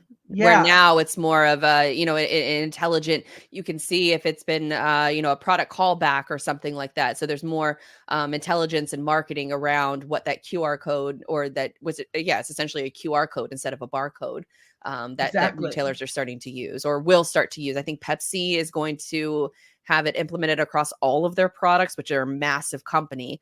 And by 2025, I believe. I might be off in that. It might be like 2026. Whatever. But yeah, that's such an interesting thing to think, because I've bought makeup from TJ Maxx before, but I don't know that I ever even thought to check. I just assumed that it was, overstocks or things that didn't sell at like Sephora or Ulta, and they send them off to TJ Maxx and TJ Maxx buys them. I didn't even think of the fact of somebody buying it from TJ Maxx and then returning it and it going right back on the shelf. Which you think about the worker that works at a TJ Maxx, of course they're not they're not incentivized. Yeah. About that's up to TJ Maxx to set those policy and standards for certain products that they sell in certain, I imagine like, underwear, for example, they're not going to, hopefully they wouldn't like take a return on that. Like, there's different things that, should probably just be destroyed. But I think it kind of hints to just the overall like makeup supply chain in general, because I follow a lot of like makeup subreddits and skincare subreddits, and the shocking amount of people that buy things off of Amazon and they're counterfeit goods, they're counterfeit products. The one that comes to mind is, this was years ago, but the Kylie lip kit. There were so many counterfeits being produced, and they were being produced in China, and they were sending them over to the US. And there were reports of women like having, and the lip kit is like, it's eyeliner, not eyeliner, but lip liner and lipstick, and just to make your lips look bigger. We all know. I've got 30 of them. So. But we all know that, I guess, Kylie did more than, just do her own lip kit. But these other women seeing her, thinking that if they buy this lip kit that their lips are going to look like hers, they ended up fusing their lips together because it was counterfeit products that they bought off of Amazon. And so, just the whole makeup supply chain is really interesting to me, because a lot of these things are so expensive. Yeah. So if you see something, I understand why it's enticing. If you go to like a TJ Maxx and you see, a Urban Decay palette or something like that, it's highly discounted. You're like, yeah, you're going to jump all over that because that's what you've seen in marketing and messaging, and not even thinking that it would be infected. It's one of those products too that's like very easy to steal off the back of a truck. Like earlier in that same episode, he's talking with Jeffree Star, who back in like 2019 had his concealer launch, and there was a specific shade that they ended up not like remaking and actually cut because it just something about the formula wasn't right, but it was stolen as well at some point. And he was at a TJ Maxx and saw it sitting there, and he's like, how the hell did this happen? And like and had to sue and because you're right, like it's makeup in particular, people's names are on those brands, and it's like we don't need that this type of fraud happening, right? But it's just, even back to like the return side of it, it's just, it shows you how complicated that is, and that for some companies it's quite it's the fastest and easiest way to figure it out is either throw it away, or in some cases just throw it right back on the shelf, regardless of how it affects the consumer. I mean, yeah, if you, because I remember working, I worked at Costco as a cashier for a little while, and we would always have these, what they call go backs. So Costco has a very generous return policy. You can literally I saw people returning a 10-year-old grill that's rusted out, and Costco just has that return policy on everything except for computers and phones. They actually changed that while I was working there, because that when I was 18, I got my first cell phone, and I bought it from Costco. And anytime that cell phone model was upgraded, I just returned my phone at Costco and just got the brand new model. They stopped doing that after a little while. So computers, TVs, and anything like electronic, they stopped doing that. But anything else you can return, right after Christmas, like pies and, cakes and things like that. Like, I've heard of people returning an entire sheet cake where all of the cake is eaten except for like a tiny slice of it, and Costco just takes it back because it's just, they'll destroy it. But then there was other goods that, you just have to throw in a basket, and then, find, we would have to do that every night, is to put the go backs back. or one person in general was in charge of. And there wasn't like a stringent policy of, you know, and I'm assuming they're not doing that on like, you know, open food and things like that. They're probably just destroying it. But I would imagine that the retail workers at TJ Maxx are seeing that package. The package itself looks fine. They're not incentivized pay wise or responsibility wise to even look into it anymore. So they're just going to do the easiest thing for them and just put that sucker right back on the shelf. So I think it's up to some of these brands. I think it's up to really TJ Maxx. I would almost like say like, oh, well, what about Sephora? Like maybe they shouldn't, you know, be selling off some of this merch, but it's like the example you just said, if they're stolen merchandise, TJ Maxx is turning a blind eye to it on where those goods are coming from, which I can also, you know, not get, but I understand that maybe you're not going to ask those questions to really find out on where that stuff is coming from. Ignorance is bliss in that regard, but I think it just should be like an automatic blanket statement that if you return goods like underwear and makeup and I don't know, open food items, containers, things like that, you just immediately destroy it and take the insurance on it instead of trying to endanger your customers. Well, at some level, it's like with especially discount places, it's like I know you've written that, you know, into your price at some point. Right, true. Like I'm sure that's why Costco does it. They like understand. We'll get more out of this customer over time by eating this $9 or whatever and throwing this away than trying to throw that back on the shelf. It's so funny. That's I would be interested to hear how TJ Maxx would respond to a video like that. And if they made changes to their makeup return policy because of these things, or even just, you know, asking their employees to even check it. But then you leave it up to the employees who aren't getting paid a whole ton. They're overworked and underpaid. They're probably, you know, dealing with what a lot of retailers are dealing with understaffing issues, where you used to have 5 people in the store and now you're lucky to get 2. So I think it needs to come down from TJ Maxx's standpoint in order to just ban it all together, because that's disgusting. Like I don't. I mean, I love a good deal, so I don't want to say like I would never buy makeup from TJ Maxx again. But I'm damn sure opening those palettes and I'm checking now.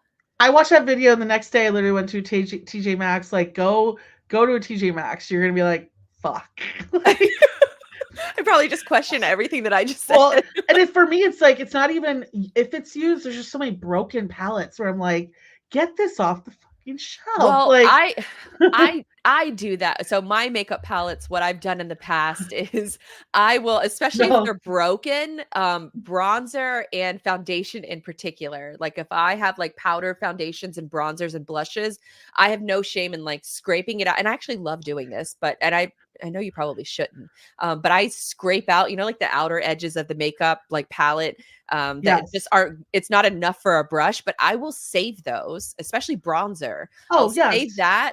And then I'll put it into, you know, just an empty makeup container that I have, and I'll smash it up and use it as loose powder. I love doing that. That's savvy. But I know where it's coming from. I know whose face it's been used on. I know who's touched it. So when I see like TJ Maxx, for example, that would make me never want to, you know, buy something like that from them again. I think, you know, just have your products, have your go-to products that you use. Cause I'm a big makeup junkie as well. COVID, you know, I like that you mentioned that too, because COVID really did put a lot of my makeup purchasing habits in perspective, because I was wearing less of it. You know, you're wearing masks, so you're not wearing as much lipstick, you're not wearing as much makeup. And I have told myself, we are not buying new palettes until we use the ones that we freaking have first. And so the whole makeup supply chain, I think we need to do this in a, you know, maybe a deeper dive segment in the future, because I would be really interested to know what more retailers are doing in order to combat this. What kind of I guess insurance is covering things like that, because they are high ticket items. You know, we've talked about cargo crimes in the past of like different commodities that are pursued, like pistachios, energy drinks, things like that are pursued from a cargo crime perspective. I didn't even think about the makeup aspect side of things, skincare side of things. We should make it our next episode, because I've done like a lot of interesting research on companies that, like, for instance, producers of ColourPop make Kylie's as well. So it's like a lot of formulas are the same that people don't realize the difference between Italy and Korean products and and different laws in those areas, and different ingredients that they use. So yeah, we should do a special episode. That's for sure. I'm writing it down right now. So Nice. nobody steal that idea. If we'll know what show you watched if you do. Yeah, and we will call you out on it. Yeah. Reed. Don't steal Reed it. just comes out with like a makeup. Right.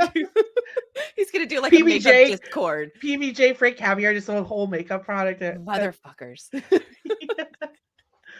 All right. Well, I loved how you wrapped both of those two together. I thought that was that really well done with that.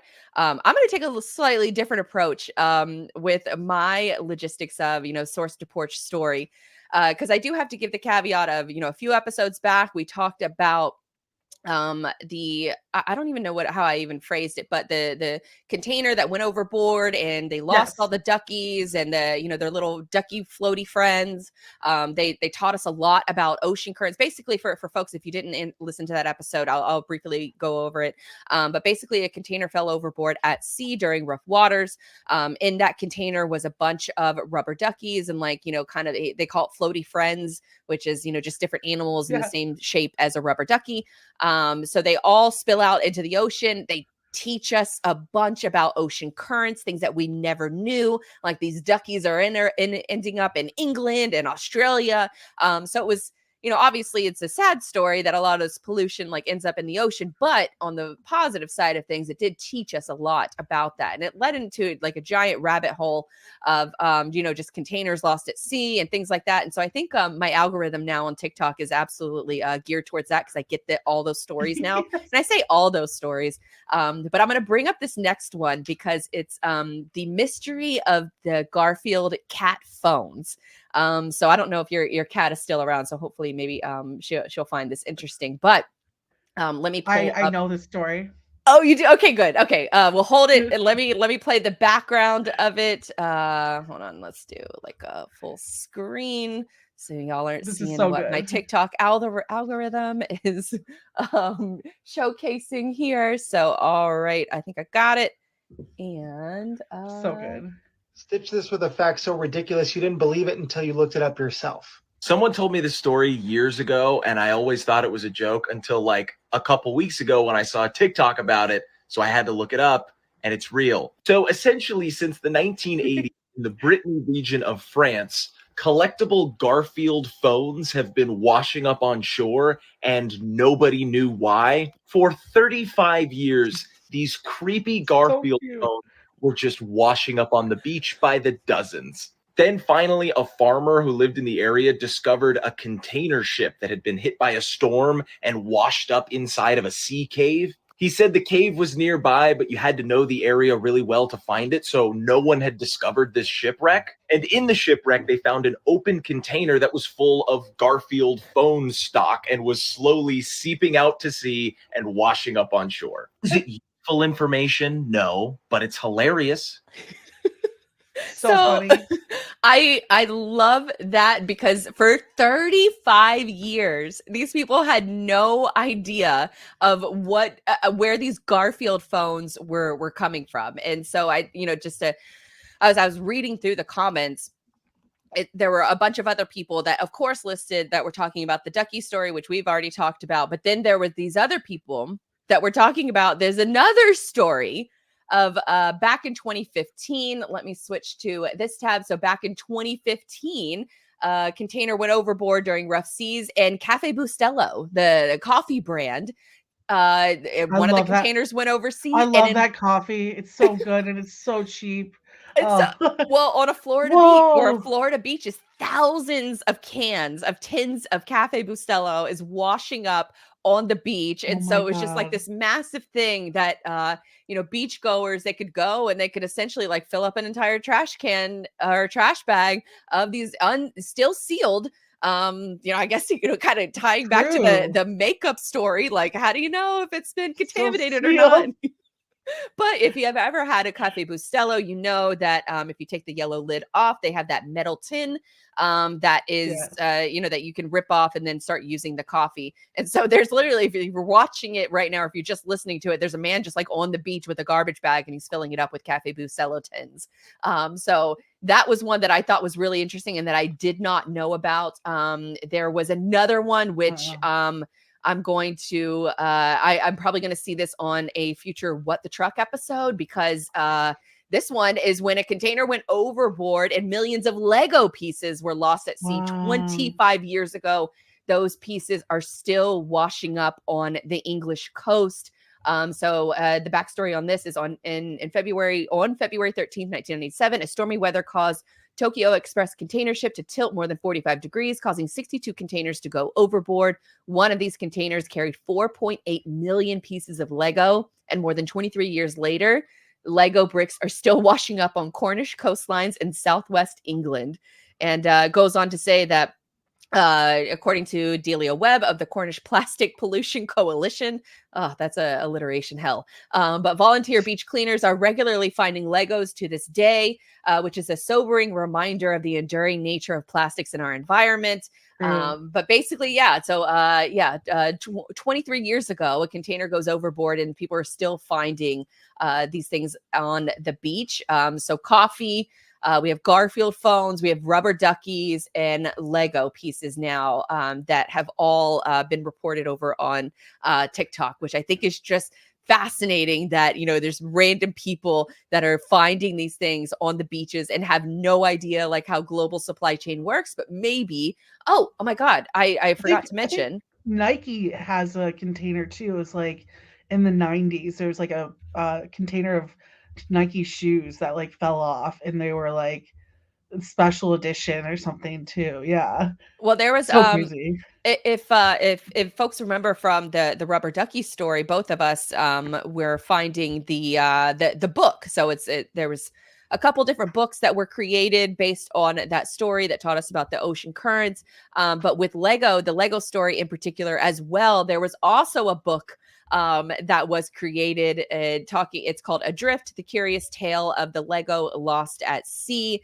It's really like beautifully illustrated, but going through some of the images here, it's basically a story about that entire process of the container going overboard, very similar to the duckies.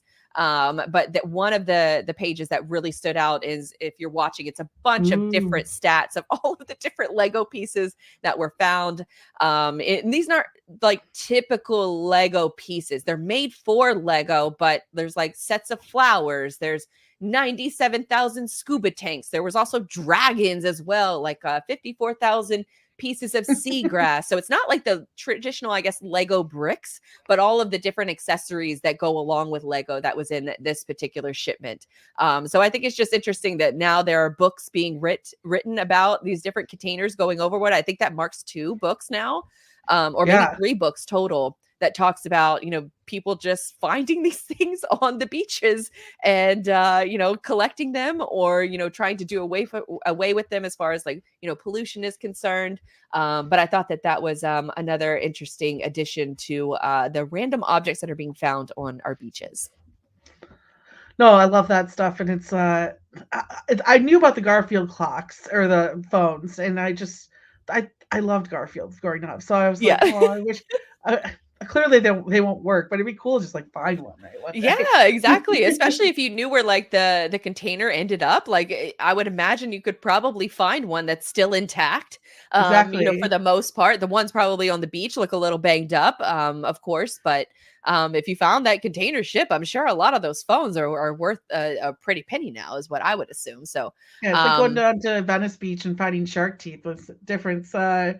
It's like you could find just out here looking for Garfield phones. But how about England and the aspect of they got rubber duckies that are washing up on their shores and also Legos. So at least in Florida, we have the occasional cocaine bags that bricks that end up on our beaches. I say occasional; it happens quite frequently, to be honest. But also coffee as well. So if you're looking for uppers, maybe on the beach, maybe Florida is a good place. Yeah, Jesus. Love it. All right. Well, I think that about does it for this edition of Freight Friends. We got one more that we're going to record before the new year that we'll post in January, or early January. So I guess, anything else to add? Anything you're working on as we close out the end of the year? We're going to be doing, of course, a lot of really great articles on Freightwaves, kind of reviewing this past year, what to expect this next year. So keep an eye out for those. Of course, you can check out all the great work that we're doing on our YouTube page as well. But it's been a wild year and a hard year for a lot of people within the supply chains, and it's funny looking back, like, I remember one of the first episodes of radio, we said it's going to be a year of labor issues. And I think we heard from a lot of the wonderful people in the front line of our supply chains getting raises and the recognition that they deserve. They fought for it, but they got the recognition. So interested to see what themes come out for this next year. But yeah, keep an eye out for a lot of the work we'll be doing over the next couple of weeks, kind of forecasting what that could be. Oh, I hope y'all do some like best of episodes. Yes. That's what I'm working on right now. And I would love to be able to, for folks, you guys put out so much great content that sometimes it's really intimidating to try to like keep up with it all. So I love this time of year because I'm typically like doing more things around the house, cleanup, wrapping, things like that you can have something else playing in your ear. So that was sort of that was my I guess reasoning for saying that I hope y'all do some like best ofs and like retrospectives and then predictions for the next year based on everything that we learned this year, especially with all the data sets that you guys have. So that'll be super interesting. On my side of things, definitely working on some best of episodes because your girl wants to take a little bit of a break from producing content, so that I can hit the ground running in January. And in fact, the only new episodes I'm publishing are ones with you. And then I have a couple more conversations I'm recording next week. But other than that, I'm doing a lot of best of content. I think I might release like just to do a test, like a 10-hour episode on all of the women that are most of the women that have been on the podcast within the year. So I think that'll be interesting, in case you want to ignore your family or, do some, cleanup during the holidays or whatever, pick your poison. But if you wanted to listen to a bunch of badass women in freight, who hopefully don't get a lot of creepy DMs or text messages, then that will be the episode